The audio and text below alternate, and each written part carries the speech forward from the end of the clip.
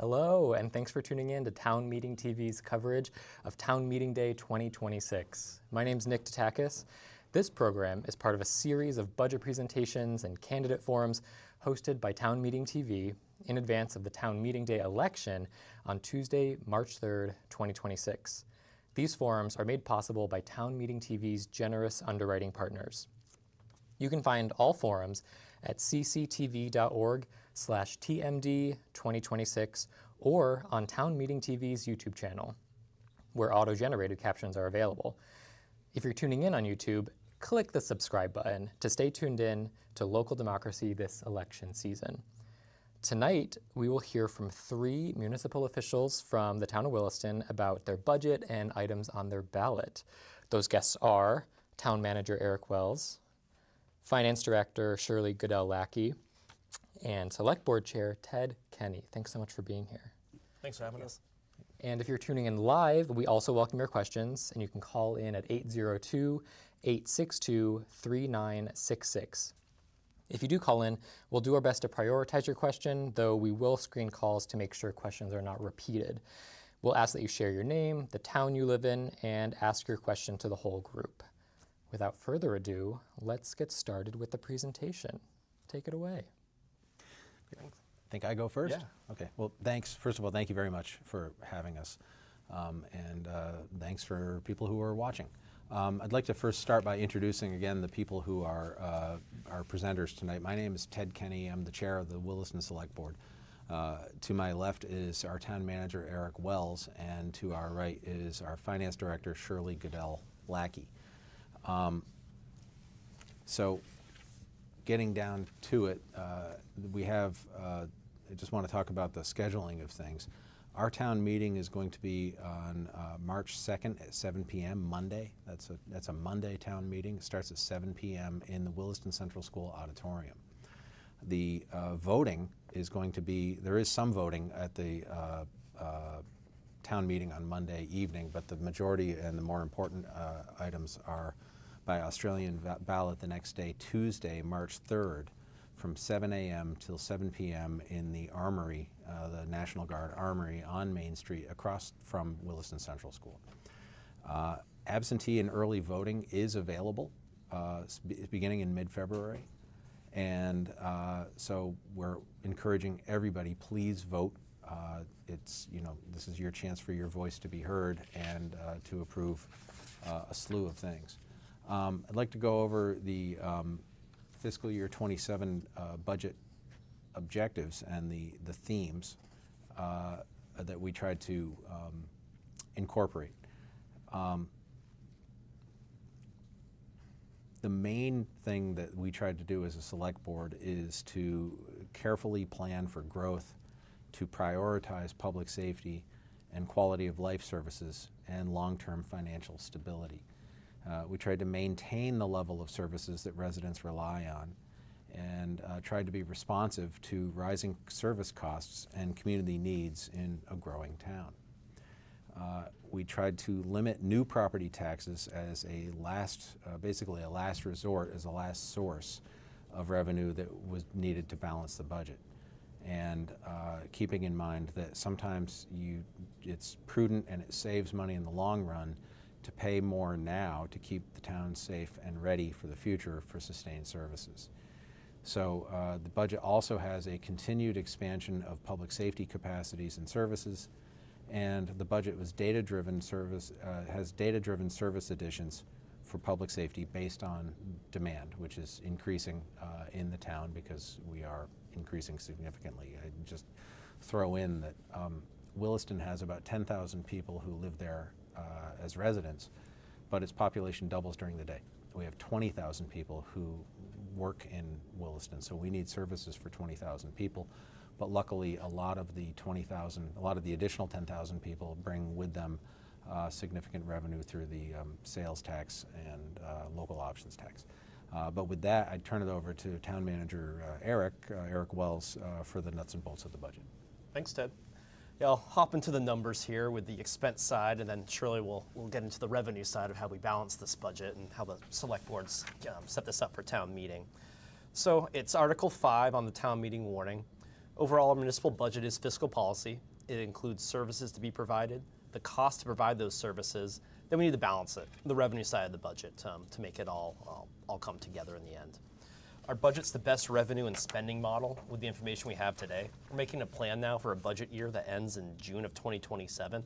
So we're not going to hit it dollar for dollar. Things will happen, but we make good fiscal policy trying to outlay what the future's going to be the best we can. So here are the numbers for this budget, the cost for services. It's a just over $17 million operating budget. It's an increase of $1.075 million. That's about 6.75% increase in operating expenses from our current fiscal year, FY26. And really the primary driver of these increases in the budget is personnel-related costs. These include wages, benefits, contractual commitments through labor contracts with our unions.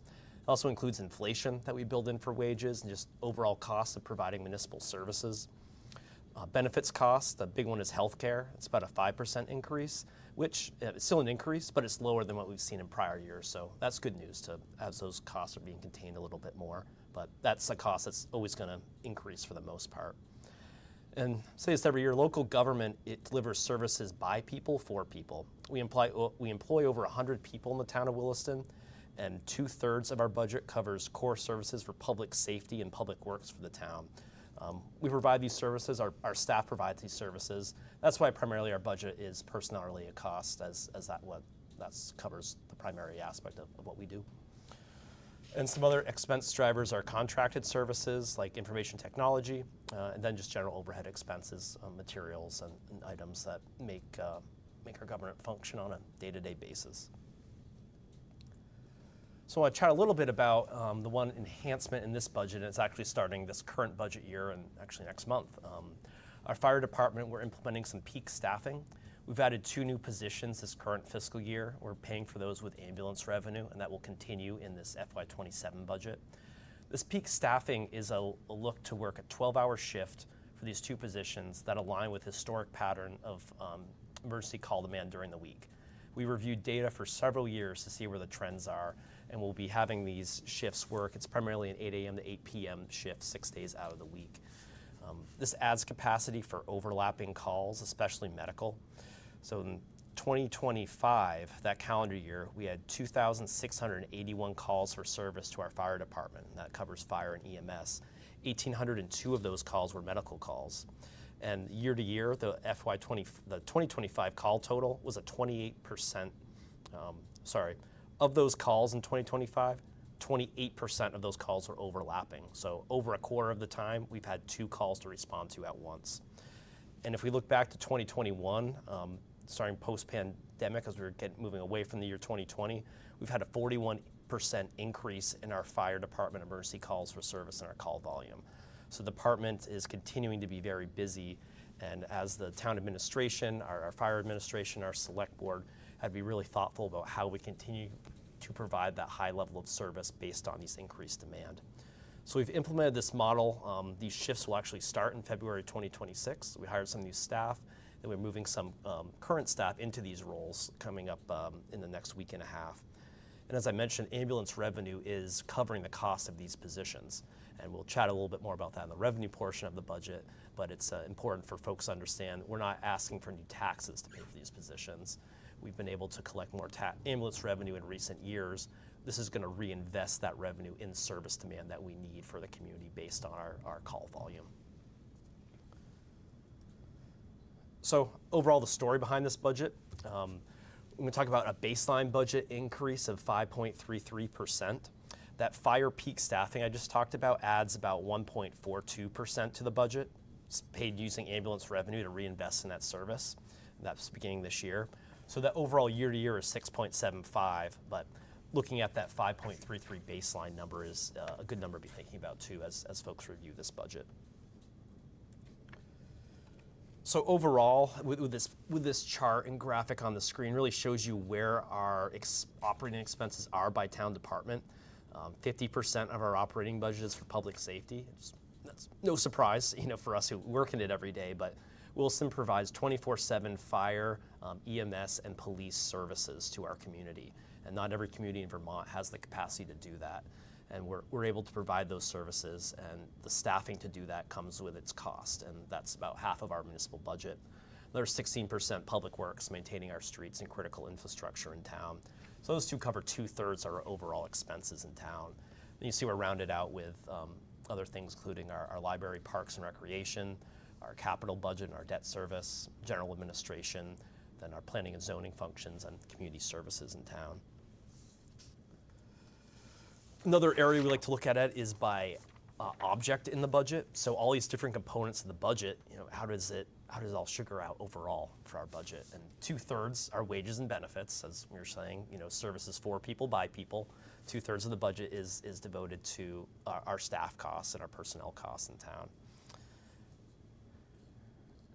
And then looking next on where that falls for expense side of the budget by object, the next 8% is contracted services, things like information technology, legal services, and then debt service at 5%. Town has long-term debt that's falling off our books here over the next couple years, and we start to see it in this budget. These were bonds being paid off from 20 years ago when the town added a new fire and police station, and we had a sidewalk bond as well. That's some debt falling off. So we start to see that debt service share fall off a little bit. So that's the expense side. I'll toss it to our finance director to talk about how we balance this budget on the revenue side. Okay. So there are several varieties of revenue, some a much larger portion of the revenue than others, but I'll start off with user fees. There are a variety of user fees, such as town clerk recording fees. We have planning and permit fees and ambulance revenue, as Eric alluded to earlier. We do get regular state funding for our Class 2 and 3 highway road maintenance. It doesn't cover the full cost of it, but every bit's a help. We get host town fees, and that is Chittenden Solid Waste District, that their compost and their materials recovery facility. For every ton they process there, we get a fee.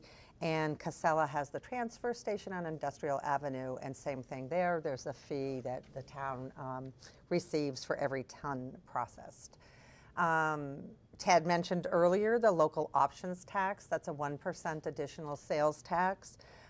What comes back to the town is roughly 30% of that 1%, but it does make up 26% of our total revenue.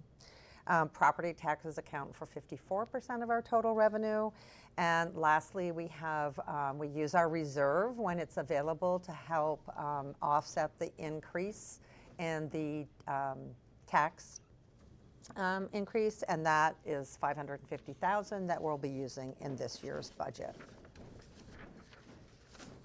Next, you're looking at a graph of the revenue, and you'll see, as I previously stated, property taxes account for 54% of the revenue that pays for those expenses. Local options tax is 26%, and everything else, those user fees, the reserves, the other things I talked about a few minutes ago, are 20%. It's very difficult when you look at those user fees and other sources of revenue. It's the ability of the town to create other sources of revenue is really limited. So hence the local options tax has been a huge help to the town of Williston. Next, we'll look at the impact on property taxes. So the projected tax rate is expected to increase 0.0242 cents for $100 of value. And so what does that mean? Right now, with our grand list, our median home is $300,000. So with a tax rate increase of the 0.0242, that means $72 a year or $6 a month for the increase in tax rate. And this is just municipal property taxes that we're talking about. Looking back from FY24 to FY25, our tax rate increased almost 5 cents. As we went from 25 to 26, it was like 3.5 cents, and so 26 to 27, we're looking at like 2.4 cents. So we are working hard, keeping in mind that people's pocketbooks are tight as the cost of everything is increasing. The property tax breakdown. So there's a state statute that says the towns, municipalities, cities are responsible for collecting all of the taxes, so municipal taxes and education taxes. So this year, that breakdown of what we collect, 83% is education taxes and 17% is municipal property taxes. So for FY26, roughly, that's about 8 million of that 83 is going back to the state of Vermont for education taxes, and about 31 million goes to the Champlain Valley School District directly for school taxes. So impact on the grand list. In this budget, we've increased the grand list by 0.5%, which is the same thing we did for the current year we're in, and it came out just right at about 0.5%. But that 0.5%, our total grand list value is $2,116,000. And with that 0.5% increase, that's about 11 million in increased appraised value. That 11 million with the tax rate increase that we've previously talked about raises about 45,000 in additional property tax revenue. So the real thing that affects the property tax increase is really development, new development affecting the grand list and the property tax values.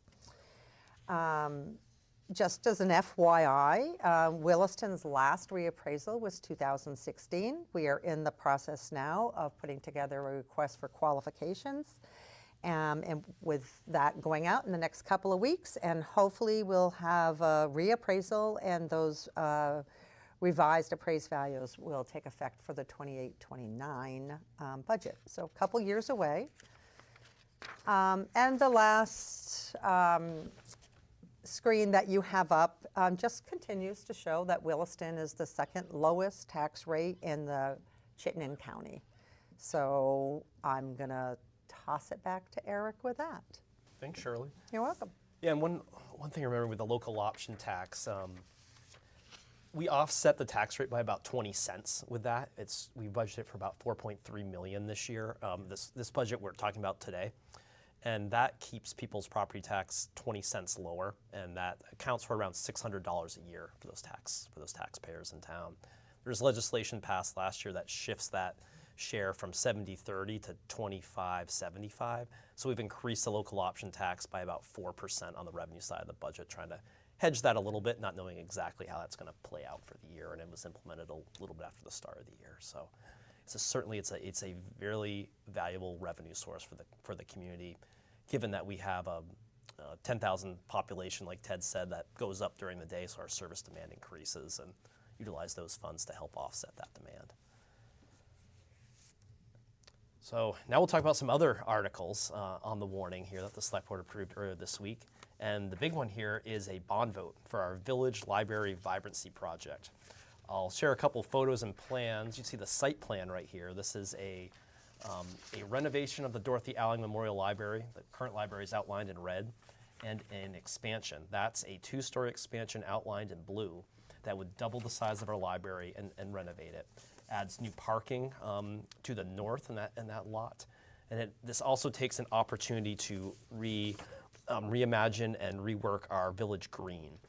So as we look at the scope of the library project itself, we have a welcoming light-filled entrance, a larger children's area for a pre-K wiggle room, a dedicated teen and young adult space, expanded quiet areas for reading and working, and more flexible community rooms for groups, clubs, and events. We have a really high demand in our community for that meeting space for folks. And a create space with makerspace tools that's built into this as well. When we talk about the green space of our village green, elements that are in this design are a new performance platform for concerts and events. We have a great town band who's really active. We have a bandstand there, but the band is too big to fit in the bandstand now. It's a good problem to have. So by adding this performance space that we chatted with the band about as we designed it, it creates that opportunity for them to have more space and other performing arts for our village to bring the community out to enjoy. And there's a reworked path network, some new vegetation here as well. It's a beloved community asset, and it's been a number of years since the community's invested in it. So we think this is a really thoughtful design to to reactivate this space a bit for the community. And this is one of the renderings of the project looking from the north to the south of where that parking lot and new entrance, second-story addition would be. And the group really did a lot of work here to maintain the character of the library in the village. So it's kind of some facts about this project. It's an investment in Williston's future, the scope to expand and renovate the library and create the reimagined Village Green, as I mentioned. The article on the warning asks for authority to bond up to $13.9 million for this project. The overall project estimate is just under $14.5 million. Earlier this month, our select board designated $550,000 from available funds towards this project. So that's why the bonding amount is lower than the project estimate amount. And we have fundraising underway to reduce the need to borrow funds through a capital campaign. When we go to sell these bonds, if this bond is approved, we don't need to sell as many bonds based on what the capital campaign produces. But it's prudent to have the authorization for the full need for the project. And I was chatting with our library director today, and we've got over $500,000 in pledges for this capital campaign so far. So between that and the select board's allocation of over $500,000, that's nearly $1 million that has been designated for this project so far. And we have a website underway here too, willistonlibraryproject.org, that really gets into this in more detail. We've created a separate show just about the library project and the Village Green project that I encourage folks to watch. So this is a really big bond item for the town, and we just hope everyone to reach out and ask questions they have on this. And actually toss it over to Ted to speak a little bit more about the select board's thoughts going into this project. Great. Yep. So I just wanted to jump in and say that what this project is essentially is it's responding to what nearly 1,000 Williston residents told town officials, that they wanted to keep the library in the village and not move it somewhere else or Taft's Corners or anywhere else, but keep it in the village. To expand it to meet our needs, and again, we have a growing town. And to make the Village Green more usable and connected. And I think this project does that. The Select Board has championed this project with the library trustees and developed it with extensive community feedback. This has been 3 years of work by resident volunteers, by staff, and by professional architects. A library location, it's a library location that's aligned with the village master plan. And it's a design developed by Black River Design after, again, extensive feedback. And I know there's a lot of hours that went into this by the library trustees, by the committees, and by volunteers. This is a very well thought out project. The project development has been paid for by using federal ARPA funds, meaning a federal grant. None of the project development monies were town monies. They were stuff that the town had access to that the select board authorized to be used for this purpose instead. And utilizing this fund to help make impactful improvements to Williston in our beloved community spaces. So it's been a lot of work, and it's a well thought out project. It's a big item. But you get what you pay for, and this pays for something that our future and our children, I think, will look back on and say, I'm glad that they did this. So, Eric? A couple other items on the warning here to go through briefly. Article 7, we're talking about a reserve fund for emergency medical training for our fire department. This would establish this reserve fund. No funding's attached to this article. It creates it. Think of it about creating a savings account that can only be used for this purpose. Money that's put in there can roll over year to year if we don't utilize it the year it's put in. Whereas if it was in the general fund, if we didn't use it, it would go to our fund balance overall. So this is certainly a need for us. Establishing the sustained funding system for our paramedic training, our advanced EMT, and possible future community medicine service delivery needs. As a paramedic level department, we want to make sure we can continue to train our staff to achieve that level and provide that level of service to the community on each of our shifts. And other communities have established this reserve funding structure for their departments. And Ted's got this one, the Environmental Reserve Fund, Article 8. Yep. The Environmental Reserve Fund is a separate tax levy, meaning it's a separate part apart from your property tax.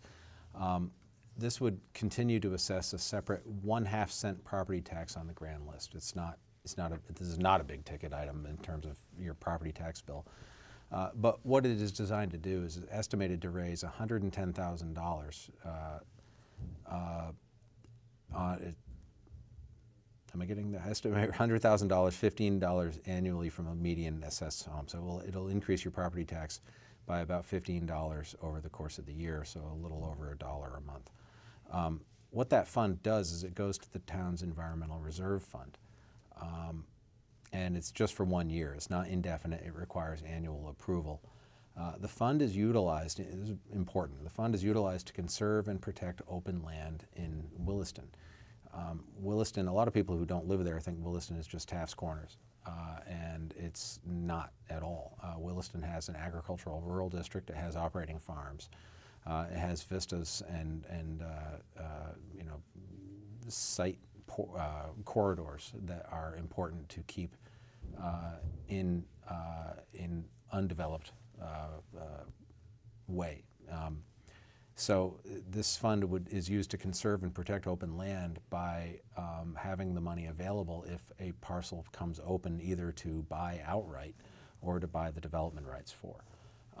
And again, you know, this is the kind of under the radar thing that town governments do that is really, really important, so that years from now we haven't paved over every patch of green in Williston or in Vermont. Since its inception in 1990, the town has conserved over 3,000 acres, which is about 16% of the total land area of the town, which sounds like a lot, but it's actually not. And when properties become available or when owners approach the town, you need that money quickly and you need it available, because if it's not available, people aren't going to wait. Say, well, you know, why don't you see if the voters will approve a tax increase next year, and then I'll wait a year from now, maybe a year and a half from now, and I'll sell the property, because this is my retirement, but I don't need it. I can just wait. So I mean, that's not how it works in real estate, and it's an important thing. So Article 8, the Environmental Reserve Fund, hoping passes overwhelmingly as it has in the past. So. Our last article to quickly highlight is the town charter, Article 17. We have a charter change to consider here. This would eliminate the office of elected lister, and the duties held by the listers would then move to our town assessor's responsibility. Our current elected listers do support this change, and they've faced increased annual election requirements along with increasing complex commercial property appeals. So it's a change to our charter to consider. It's a longer article, right towards the end of the warning.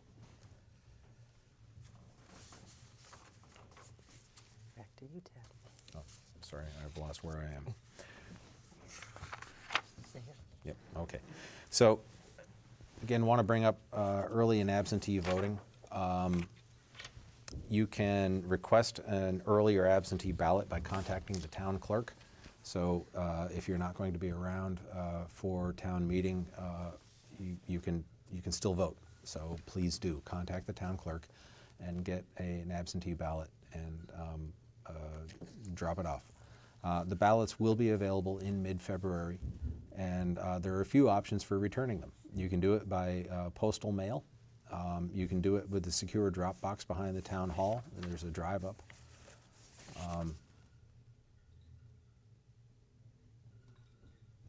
And I'm sorry, or you can return them to the town hall, or actually to the armory on the day of voting, which again will be open between 7 a.m. and 7 p.m. I have a typo on that slide. It's March 3rd, not March 4th. March 3rd. Carryover from last year, Yeah. so March 3rd. Uh-oh. Don't drop it off on March 4th. Drop it off before that. Yeah, please don't. March 3rd. Yeah. And then finally, we've got a lot of great materials on our town website. We've got a town meeting page. We'll have that public information hearing coming up on March 2nd, Monday night. And just give me a call, stop by, send me an email. If you have any questions, I'll work with our team and our elected officials to make sure it's answered. Well, thank you so much for being here, for putting this presentation together, communicating some very important information to residents of Williston, people who work in Williston or play in Williston. It's all very important information, so thank you again for being here. And thank you for tuning in to Town Meeting TV's ongoing coverage of local candidates, budgets, and ballot items. You can find this and many more forums at cctv.org/TMD2026 or on Town Meeting TV's YouTube channel. And don't forget to cast your ballot on Town Meeting Day or before, March 3rd. And then tune in to Town Meeting TV's recap show that evening starting live at 7 p.m. Contact your local clerk to find out how to obtain a ballot and to register to vote. And in Vermont, remember, you can register to vote on Election Day. Thank you again for watching and sharing Town Meeting TV. Good night.